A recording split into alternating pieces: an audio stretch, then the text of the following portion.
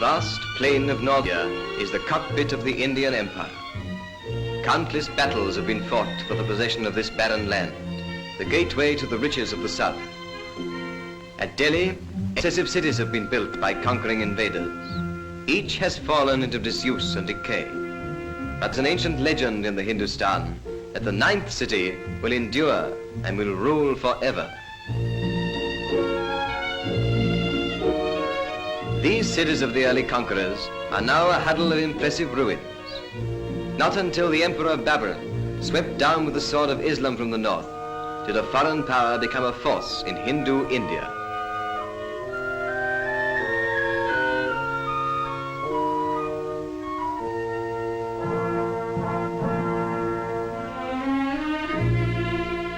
For Humayun, the son of Babur, this tomb was built. The graceful architecture of the last and richest of the Mughal empires exercised a fascination upon India which will never lose its hold. The great Akbar followed Humayun, and around the ruins of his predecessors, his many victories for Allah are celebrated in dome and arch and graceful column. Here in this column is at once the loot of one great battle and the monument of yet another, a sacred pillar of the purest iron, wrought by some strange and undiscoverable method which has preserved it from the rust of centuries. The Qutb Minar, the famous Tower of Victory, was begun by one and successively completed by the Mughal conquerors of Delhi. 238 feet of carved red sandstone.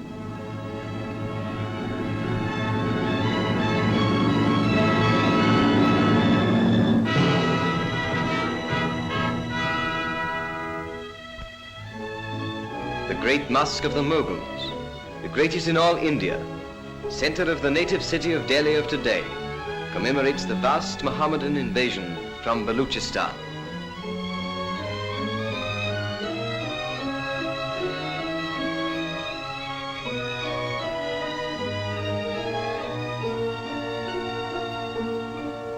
Long, shallow pools are laid out for the ritual washing of the face and hands, which every true Mohammedan must scrupulously perform before he is allowed to pray. In this great mosque and its forecourt, 20,000 people can assemble and give praise to Allah.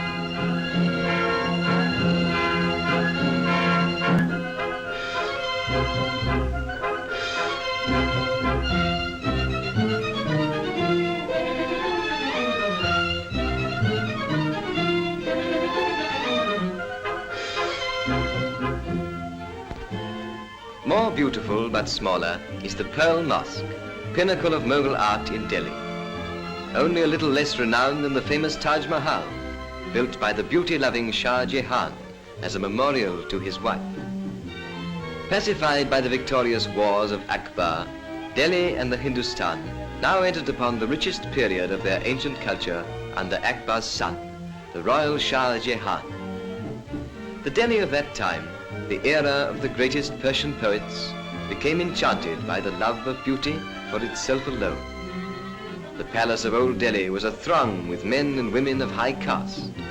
Such women as these adorned the palace gardens, the stamp of aristocracy upon their brows, the color of their robes ablaze against the dark green cypresses. Before it is put on, the Indian sari, the flowing robe of Indian women, is the most shapeless garment in the world. Each of them is nothing more than one straight length of silk, 10 yards long and some 2 or 3 feet wide. But interwoven with its threads of silver and gold, deep hemmed with solid precious metal, and fastened only on the right hip and on the left shoulder, it can be made to drape the figure in a manner to outmatch a Paris gown. The high caste Indian women wear upon their brows the blood-red mark or puja of the Brahmins.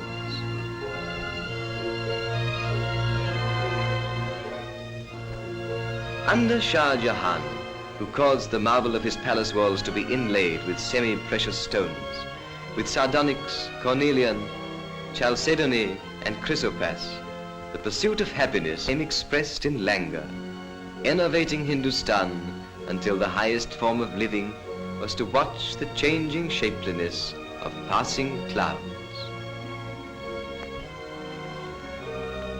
But the ninth, enduring Delhi, had then yet to be erected.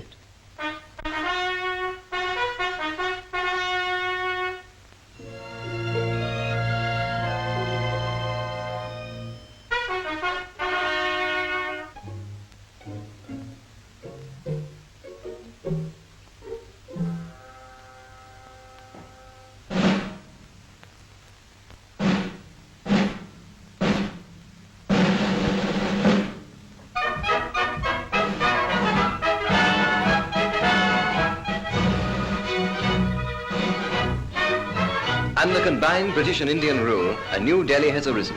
A Delhi which has kept and added to the beauty of the old, but without its dreamy lassitude.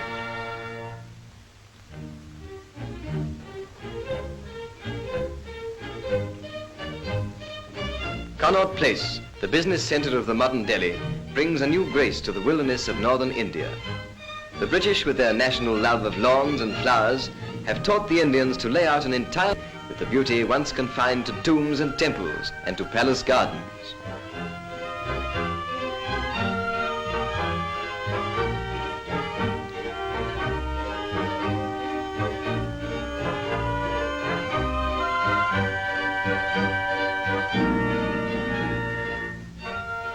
British and Indians are cooperating to carve out a nobler future for this Delhi than was possible under a despotism.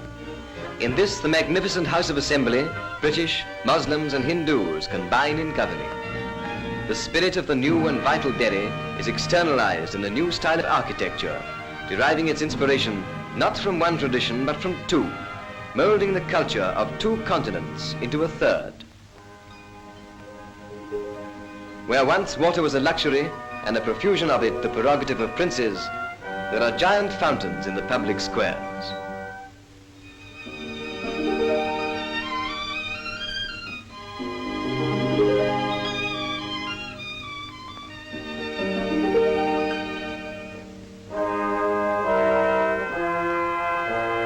Neither Saracen nor British, the new Delhi is near India, retaining the motives of old Delhi and dignifying them with a new austerity.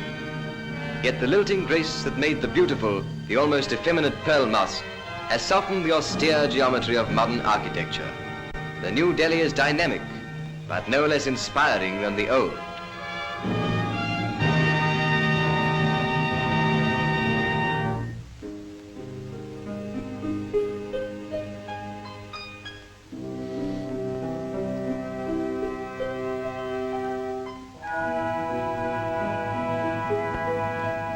And where there was once only a burnt and acrid plain, there is a green and fertile land, laid out with a prophetic eye to the increasing future of the capital of India, the ninth, enduring city, which in the old legend of the Hindustan will stand and rule forever.